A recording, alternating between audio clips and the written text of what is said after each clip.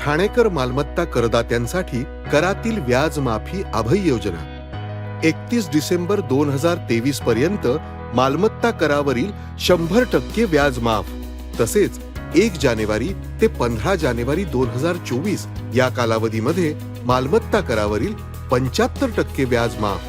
त्याचप्रमाणे 16 जानेवारी ते 31 जानेवारी 2024 या कालावधीमध्ये मालमत्ता करावरील 50% व्याज माफ। तरी सदर व्याज माफीच्या अभय योजनेचा ठाणेकर करदात्यांनी लाभ घ्यावा। महानगरपालिकेच्या कोणत्याही संकलन केंद्रावर कर भरण्याची सोय आहे। एटीएम, डेबिट, क्रेडिट कार्डद्वारे कर भरण्याची सुविधा उपलब्ध करून देण्यात आली आहे। सोमवार ते शनिवार या दरम्यान सकाळी 10:30 ते सायंकाळी 5 वाजेपर्यंत संकलन केंद्राची वेळ असून करदात्यांच्या सोयीसाठी रविवारी संकलन केंद्र सकाळी 10:30 ते दुपारी 1:30 वाजेपर्यंत सुरू ठेवण्यात येत आहेत। यासोबतच ठाणे महानगरपालिकेच्या propertytax.thanecity.gov.in या संकेतस्थळावर ऑनलाईन पद्धतीने मालमत्ता कर भरण्याची सुविधा उपलब्ध करून देण्यात आली आहे। तसेच गुगल पे, फोन पे, पेटीएम आणि भीम ॲपद्वारे आपला कर सुलभतेने जमा करू शकता। ठाणे महापालिका क्षेत्रातील सर्व करदात्यांना विनंती आहे की आपण या व्याज माफी अभय योजनेचा जरूर लाभ घ्या आणि आपला मालमत्ता कर लवकरात लवकर महापालिकेमध्ये जमा करून महापालिकेस सहकार्य करा। धन्यवाद। आपली माणसं, आपला देश, पाहत रहा जनादेश। ठाण्यात तपासणी करणाऱ्या लॅबकडून रुग्णांची घोर फसवणूक। ठाणे महापालिका मुख्यालयानजीक असलेल्या आरती लॅब या तपासणी केंद्रात रुग्णांची घोर फसवणूक होत आहे।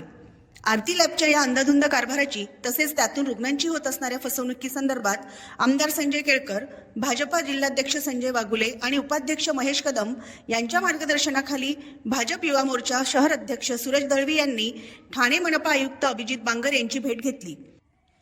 तसेच आरती लॅबला तात्काळ टाळे ठोकून संबंधितांवर गुन्हे दाखल करण्याची मागणी केली।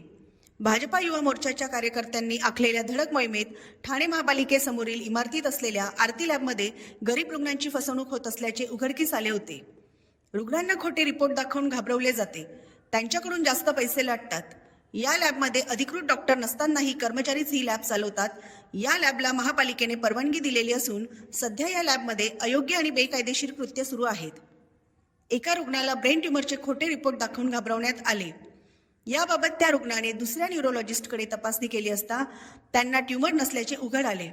अशा प्रकारे या ठिकाणी असंख्य लोकांची फसवणूक झालेली असल्याचा आरोप आमदार केळकर यांनी केला। तेव्हा या लॅबला त्वरित टाळे ठोकून संबंधितांच्या मुसक्या आवळाव्या। त्याचबरोबर अन्य ठिकाणी जर असे प्रकार सुरू असतील तर ठाणे महापालिकेने स्पेशल ड्राईव्ह घेऊन त्वरित गुन्हे दाखल करण्याची मागणी आमदार संजय केळकर यांनी केली आहे। ब्युरो रिपोर्ट, जनादेश। आपली माणसं, आपला देश, पाहत रहा जनादेश। नववर्ष स्वागत शांततेत पार पाडण्यासाठी ऑल आउट ऑपरेशनचे आयोजन। नववर्ष स्वागत शांततेत व कोणताही अनुचित प्रकार न घडता पार पाडण्यासाठी परिमंडळ 3 कल्याण व परिमंडळ 4 उल्हासनगरमध्ये ऑल आउट ऑपरेशनचे आयोजन करण्यात आले होते। ऑल आउट ऑपरेशनमध्ये एकूण 215 अधिकारी व 1067 अंमलदार सहभागी झाले होते। ऑल आउट ऑपरेशनमध्ये एकूण 16 अवैध शर्वे, फरारी 15 व पाहिजे असलेले 14 आरोपींना बॅक केलेले आहे। तसेच पाहिजे असलेल्या 3 आरोपींना अटक केलेली आहे। 555 गुन्हेगारांची तपासणी केलेली आहे। अवैध दारूच्या 78 केसेस व अवैध गुगाराच्या 24 केसेस, कोष्टाच्या 344 केसेस केलेल्या आहेत। अंमली पदार्थाच्या 79 केसेस केलेल्या आहेत। 373 आस्थापनाची तपासणी करण्यात आलेली आहे। 30 वॉरंटची बजावणी केलेली आहे। प्रतिबंधक कारवाईच्या विविध सदराखाली एकूण 376 गुन्हेगाराविरुद्ध कारवाई करण्यात आलेली आहे। एकूण 53 ठिकाणी नाकाबंदीचे आयोजन करून वाहतूक नियमांचे उल्लंघन करणाऱ्या विरुद्ध मोटार वाहन कायद्याअंतर्गत 920 केसेस करून 6,21,665 रुपयांचा दंड वसूल करण्यात आलेला आहे। दिनांक 31 डिसेंबर 2023 रोजी सरत्या वर्षाला निरोप व नववर्षाचे स्वागत निमित्त ठाणे शहर पोलीस आयुक्तालयातील रीतसर परवानगीने होणाऱ्या सर्व कार्यक्रमांच्या ठिकाणी महत्त्वाचे चौक, रस्ते, चौपाटी, मैदाने, गर्दी जमा होणारी ठिकाणे येथे सशस्त्र पायो व मोबाईल गस्त, फिक्स पॉइंट तसेच प्रवेश व बाहेर जाण्याच्या मार्गावर नाकाबंदीचे आयोजन करण्यात आलेले आहे. महिला व मुलींची छेडछाड, विनयभंग, चैन, मोबाईल स्नविंग इत्यादी प्रकार रोखण्यासाठी दामिनी पथक, छेडछाड विरोधी पथक, गुन्हे प्रकटीकरण पथकातील अधिकारी, अंमलदार यांचे विशेष पथक नियुक्त करण्यात आलेले आहे. तसेच सीसीटीव्ही व ड्रोन कॅमेराद्वारे लक्ष ठेवण्यात येणार आहे. याशिवाय साध्या कपड्यातील बंदोबस्त नियुक्त करण्यात येणार आहे.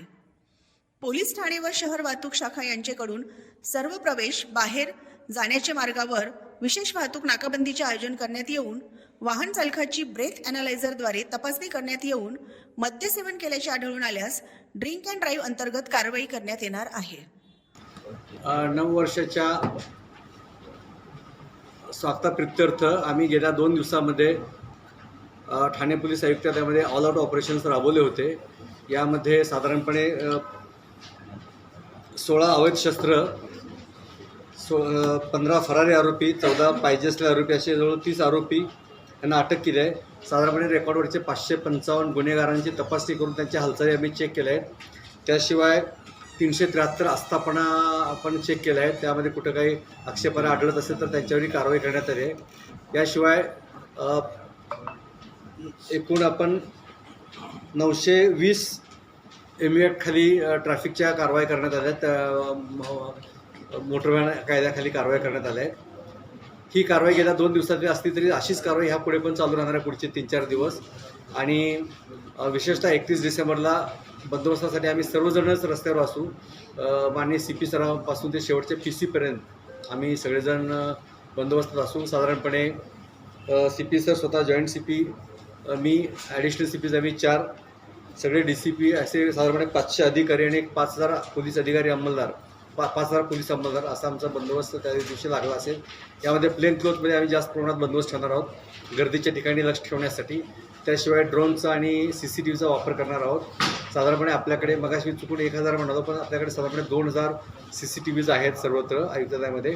त्याशिवाय खाजगी CCTVसुद्धा आम्ही चेक करून त्याचा वापर योग्य रीतीने चालू आहे आणि त्याच्यात चित्रीकरण होऊ शकेल याची खात्री केली जाणार आहे आणि त्याप्रमाणे आम्ही सर्वांचे लक्ष ठेवणार आहोत. याशिवाय RCP, SRPF, आमचे स्ट्रायकिंग फोर्सेस, QRT हे सुद्धा आम्ही अलर्ट ठेवणार आहोत. कारण दुसऱ्या कुठल्याही प्रकारचा धोका होता कामा नये या दृष्टीने आम्ही तयारी केली आहे. त्यामुळे माझं आपल्या पत्रकारामार्फत नागरिकांना आव्हान आहे, विनंती आहे की आपण ह्या नववर्षाचं स्वागत आनंदात करावं. आपल्या सर्वांना नवीन वर्षाच्या खूप खूप शुभेच्छा. पण त्याचवेळी जोशमध्ये असताना होश कुठं जाणार नाही याची त्यांनी काळजी घ्यावी आणि नवीन वर्षाचं स्वागत करताना दुर्दैवानं पोलीस कारवाईला सामोरं जायची वेळ येऊ नये अशी माझी आपल्याला सर्वांना, आपल्या मार्फतीने सर्व नागरिकांना विनंती आहे. ब्युरो रिपोर्ट, जनादेश. आपली माणसं, आपला देश, पाहत रहा जनादेश. सर्व नागरिकांना आवाहन करण्यात येत आहे की सध्या डासांमार्फत पसरणाऱ्या डेंग्यू या आजाराचा प्रसार रोखण्यासाठी प्रत्येकाने पुढीलप्रमाणे कार्यवाही करावी. डेंग्यू आजार एडिस इजिप्ती हा डास चावल्याने होतो. या डासांची पैदास साचलेल्या किंवा साचवलेल्या स्वच्छ पाण्यामध्ये होते. 8 दिवसांपेक्षा जास्त दिवस पाणी उघडे व साचून राहिल्यास त्यात डास अंडी घालतात. अंड्यांच्या अळ्या तयार होऊन पुढे डास तयार होतात.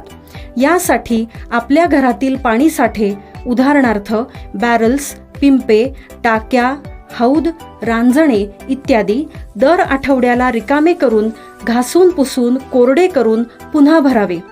1 दिवस कोरडा दिवस म्हणून पाळावा. पाणी साठ्यांना घट्ट झाकणे बसवावीत किंवा जुनी साडी, चादर, धोतर यांनी बांधून झाकून ठेवावीत, म्हणजे डास त्यात जाऊन अंडी घालणार नाहीत. घराच्या गच्चीवर, आजूबाजूला, अंगणात कोठेही पाणी साचू देऊ नये. भंगार सामान उघड्यावर टाकू नये. उदाहरणार्थ टायर्स, प्लास्टिक सामान, कुंड्या, टाकाऊ वस्तू इत्यादी. अशा सामानात पावसाचे पाणी साठून त्यात डेंग्यूच्या डासांची पैदास होते. घरातील कूलर्स, फ्रीजच्या पाठीमागील ट्रे हे देखील वेळोवेळी कोरडे करावेत. लक्षात ठेवा, नुसत्या फवारणीने डास घनता कमी होत नाही, तर त्यासाठी डास पैदास ठिकाणे नष्ट करणे ही आपल्या सर्वांची जबाबदारी आहे. कोणताही ताप अंगावर न काढता जवळच्या शासकीय रुग्णालयात मोफत औषधोपचार घ्या. अशा प्रकारे नागरिकांनी सहकार्य केल्यास डेंग्यूचा प्रसार रोखणे सहज शक्य आहे.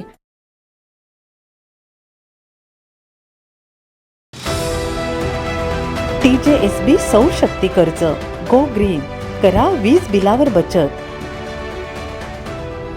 आकर्षक व्याजदर, 84 महिने परतफेड कालावधी, 80% लोन, व्यावसायिक आणि उद्योजकांकरता सुद्धा. अधिक माहितीसाठी तुमच्या जवळच्या शाखेला भेट द्या किंवा संपर्क साधा. 1800-223-466 आणि 1800-266-3466.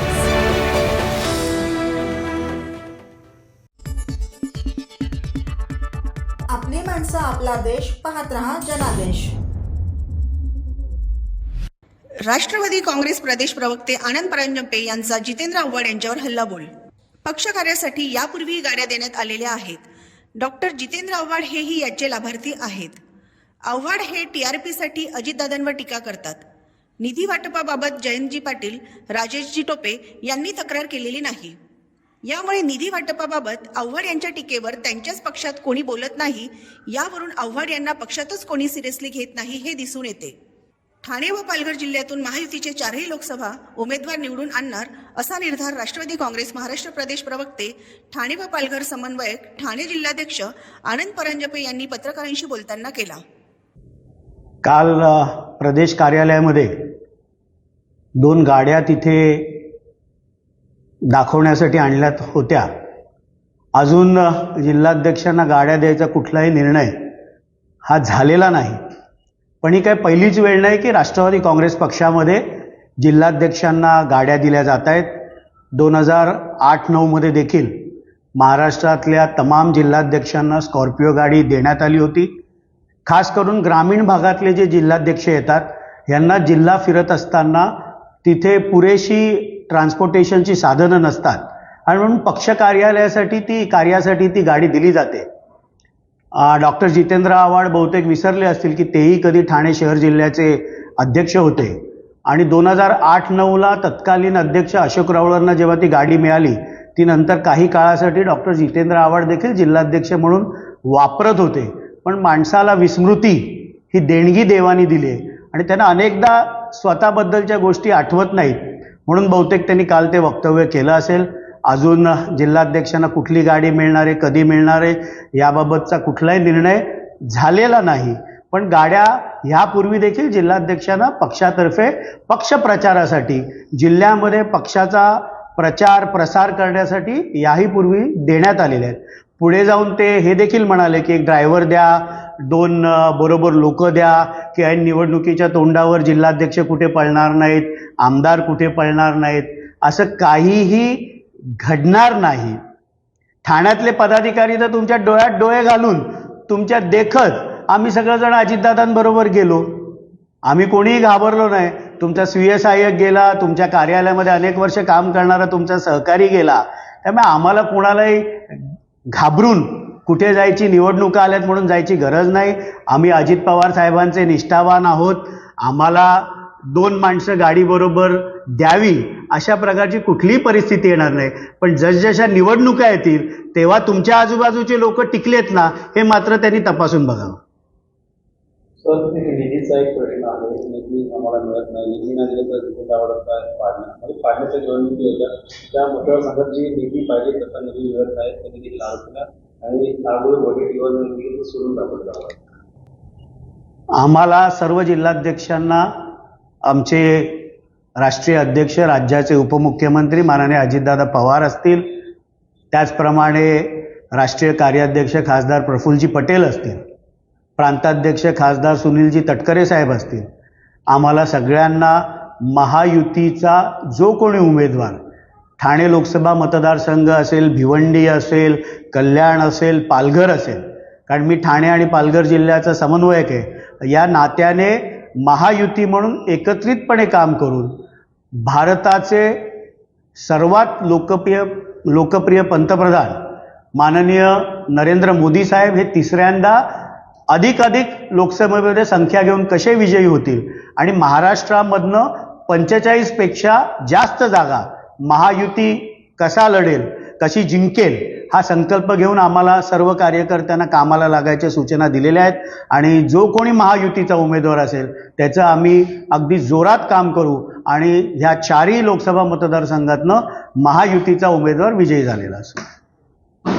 ब्युरो रिपोर्ट जनादेश.